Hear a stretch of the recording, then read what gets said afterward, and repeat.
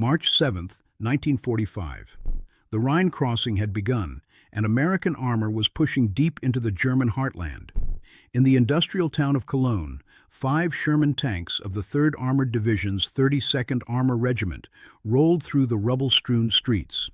Leading the column was an M4A3E8, serial number 3056570, commanded by Staff Sergeant Robert Kowalski from Detroit.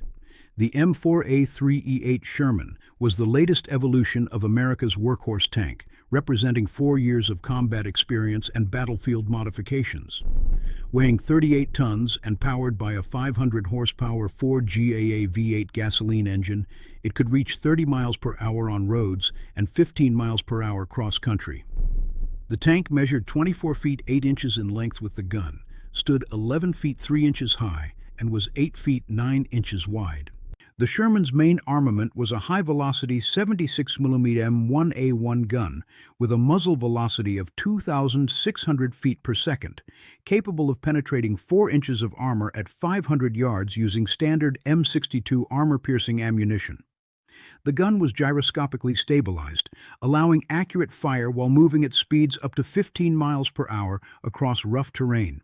Secondary armament included a coaxial 30 caliber M19919A4 machine gun with 4,750 rounds, a bow-mounted 30 caliber machine gun with 4,750 rounds, and a pinion-mounted 50 caliber M2 heavy machine gun on the turret with 300 rounds for anti-aircraft and anti-personnel use. The tank's armor protection varied from 12 mm on the sides to 76 meters on the frontal glacis plate, sloped at 47 degrees to increase effective thickness to over 100 mm against direct hits. The turret front was 76 mm thick, while the sides and rear were 51 mm.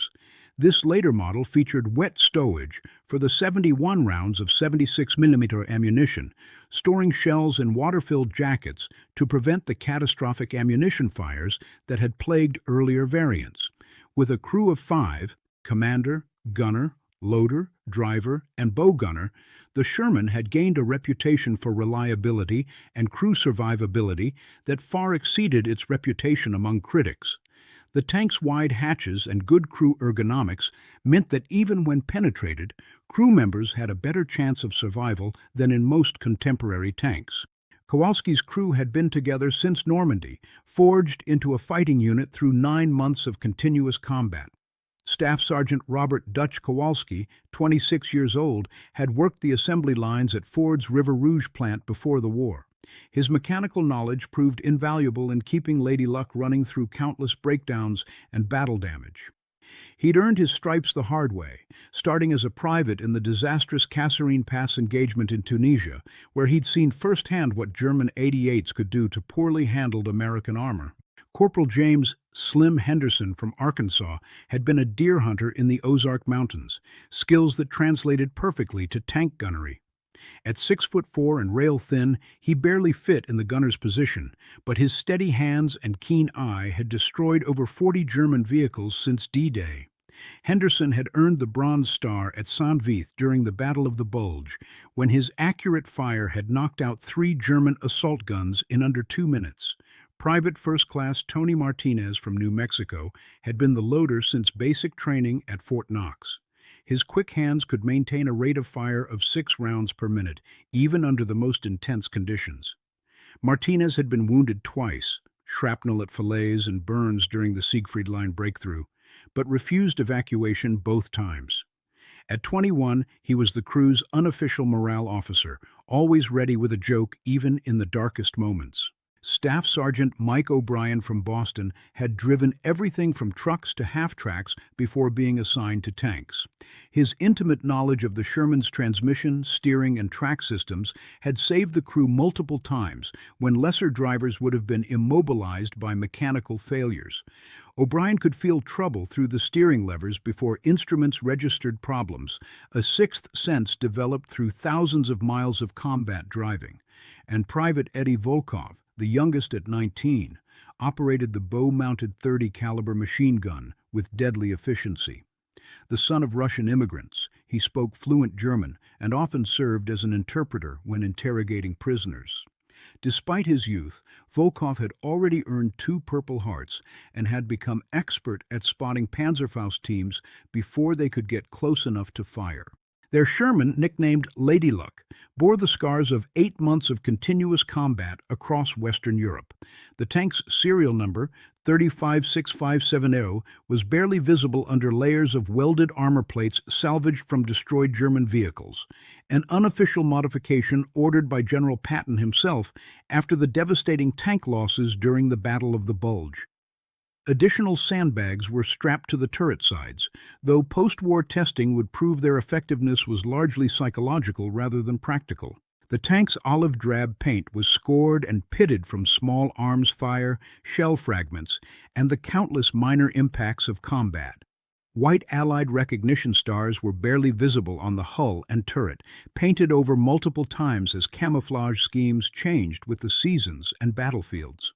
Lady Luck had fought through the bocage country of Normandy, across the muddy fields of Belgium, through the frozen forests of the Ardennes, and now into the industrial heartland of Germany itself. At 0847 hours on March 7, 1945, the column entered Cologne's Deutz industrial district on the east bank of the Rhine. The area had been under Allied bombardment for weeks, reducing much of the district to rubble-filled moonscape. Massive craters from 500-pound bombs created tank traps, while collapsed buildings provided perfect concealment for German anti-tank positions. Intelligence from the 9th Infantry Division, which had conducted the initial crossing, reported scattered resistance from elements of the 363rd Volksgrenadier Division and remnants of the 3rd Panzer Grenadier Division. However, these reports had proven optimistic. Unknown to the American tankers, Oberst Heinrich Müller had positioned a carefully planned network of anti-tank defenses throughout the industrial district. Müller commanded a mixed battle group of PaK-40 75mm anti-tank guns, PaK-43 88mm anti-tank guns, Panzerfaust teams, and a single Tiger I tank from Schwer Panzerabteilung 503. These weapons had been positioned with overlapping fields of fire, creating multiple kill zones that would force American armor into carefully prepared ambushes. The Germans had spent 3 weeks preparing these positions, using the rubble and industrial infrastructure to create nearly invisible firing positions. Kowalski scanned the area through his commander's cupola, the M6 periscope providing a 360-degree view of the surrounding terrain. The gyroscopic stabilization system kept the 76mm gun steady despite the tank's movement over broken pavement and rubble. The stabilizer, connected to a gyroscope spinning at 15,000 RPM, could maintain the gun's elevation within 1/8 of a degree while moving across moderately rough terrain at 15 miles per hour. Then the world exploded around them. The first 75mm PaK-40 round struck Lady Luck's front glacis plate at an oblique angle from a distance of 400 yards. The German Panzergranate 39 armor-piercing shell, weighing 15 pounds and traveling at 2,500 feet per second, hit with tremendous kinetic energy but failed to penetrate the sloped frontal armor. The 47-degree slope of the glacis plate increased the effective thickness from 76 mm to over 100 mm, causing the projectile to ricochet upward and explode harmlessly against a nearby building. The impact threw Kowalski against the turret wall with enough force to bruise his ribs, but Lady Luck's Ford V8 engine never missed a beat. Contact front. Henderson, traverse left, building with the broken chimney stack, Kowalski shouted into his throat microphone, his voice steady despite the ringing in his ears. A second shot rang out from their right flank, another PaK-40, this one manned by Unteroffizier Klaus Weber, a veteran of the Eastern Front who had knocked out 17 Soviet tanks around Stalingrad. Weber's round scored a direct hit on the turret's right side at a range of 300 yards. The armor-piercing shell punched through the outer layer of appliqué armor, but was deflected by the 76mm main turret armor behind it, gouging a deep groove in the steel, but failing to penetrate the crew compartment. Molten metal fragments sprayed the interior, but the crew's positions shielded them from serious injury. Henderson's 76mm gun roared in response, the M62 armor-piercing round traveling at 2,600 feet per second. The high-velocity projectile smashed into the German position with devastating effect, the 15.4-pound shell penetrating the makeshift concrete and steel protection and silencing Weber's gun permanently. Henderson had aimed for the muzzle flash, a technique perfected through months of combat experience. But Oberstmüller's trap was just beginning to close. More muzzle flashes erupted from windows and rubble piles throughout the district as concealed anti-tank positions opened fire simultaneously. The third hit struck the left track assembly with a sharp crack that echoed through the crew compartment. A 75mm Panzer granate struck one of the track blocks at an angle, shattering several track links and throwing the 38-ton tank sideways with violent force. O'Brien fought to keep Lady Luck moving, the damaged track slapping against the drive wheels and road wheels, but still maintaining contact.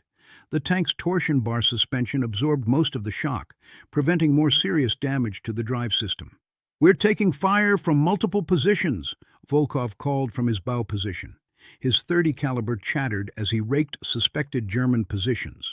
The fourth shot came from dead ahead, an 80mm round from a concealed Pak-43. The massive projectile slammed into the Sherman's mantlet with devastating force. The gun sight shattered, filling the turret with smoke and metal fragments. Henderson wiped blood from his eyes and continued firing, using backup optics. "Tank destroyer, 2 o'clock, Martinez yelled, spotting the massive gun muzzle protruding from a bombed-out factory. The fifth hit was glancing, an 80mm round that struck the turret's rear and ricocheted off, leaving a massive dent, but no penetration. The sixth shot, from yet another Pak-40, hit the right side of the hull, punching through the outer layer of sandbags, but failing to penetrate the main armor. Kowalski realized they were in a carefully planned kill zone. German anti-tank guns had been positioned throughout the district, turning the industrial complex into a maze of overlapping fields of fire. But Lady Luck kept moving, kept fighting. The seventh round struck the engine deck, a 75mm shell that penetrated the thin rear armor and damaged the engine cooling system. Black smoke began pouring from the exhaust ports, but the Ford V8 continued running. "Engines hit, but we're still mobile," O'Brien reported, shifting gears as they maneuvered between burning buildings. Henderson had found his rhythm now, systematically destroying German positions with precise 76mm shots. The eighth hit came from their left, another 80mm round that struck the side skirt armor and was deflected downward, tearing up the street but leaving the tank intact. By now, Lady Luck looked like a moving scrapyard. Her sandbags were torn and scattered, her applique armor was gouged and dented, and hydraulic fluid leaked from damaged systems, but she kept fighting. The ninth shot, from a Panzerfaust at close range, hit the turret's left side. The shaped charge warhead burned through the outer armor layer, but was stopped by the main turret structure. The crew compartment filled with acrid smoke, but no one was seriously injured. "We need to get out of this kill zone," Kowalski ordered. O'Brien hard left, between those buildings. As they turned, the 10th round struck, another 75mm Pak-40 shot that hit the rear of the turret. The round penetrated the thin rear armor, but struck the radio equipment instead of crew members, destroying their communications, but leaving the men unharmed. The final, the 11th shot came as they broke free from the industrial district. An 88-meter round from a Tiger wine tank, hidden in the ruins, struck Lady Luck's side armor at extreme range. The massive projectile gouged a deep furrow in the steel, but failed to achieve complete penetration, its energy spent by the long-distance shot. As they reached Allied lines, Kowalski surveyed the damage. 11 hits from German anti-tank weapons, ranging from 75mm Pak-40 rounds to 88mm shots from Tigers and tank destroyers. The Sherman's frontal armor had deflected multiple rounds, the slope design proving its worth. The turret armor had absorbed direct hits without catastrophic failure, and the crew's training had kept them fighting even as their tank was systematically beaten apart. Lady Luck was a testament to both American engineering and combat experience. The Sherman's large hatches had allowed quick evacuation if needed, but the crew had chosen to stay and fight. The tank's mechanical reliability meant that despite engine damage and track problems, she could still move and shoot. The post-battle inspection revealed the true extent of the damage. 11 separate impact points from German anti-tank weapons, 7 penetrations of outer armor layers, but only 3 penetrations of main armor, none reaching the crew compartment. The wet stowage ammunition storage had prevented the catastrophic fires that had plagued earlier Sherman models. For his actions that day, Kowalski was awarded the Silver Star. Henderson received the Bronze Star for his accurate gunnery under fire. But perhaps the real hero was Lady Luck herself, proof that the much-maligned Sherman, when properly handled and upgraded, could survive even the heaviest German fire. The M4 Sherman has often been criticized as a death trap, but statistics tell a different story. American tank crew casualties average just over 1 per tank lost, significantly better than German tank crews. The Sherman's large hatches, reliable mechanics, and good crew ergonomics contributed to a survival rate that, while not perfect, was respectable given the intense combat it faced. Kowalski and his crew would continue fighting until VE Day, Lady Luck carrying them through the final battles in Germany. The battered Sherman, with her 11 battle scars, had earned her place in the pantheon of legendary American fighting vehicles, not for being invincible, but for being tough, reliable, and crewed by men who refused to quit when the odds were against them.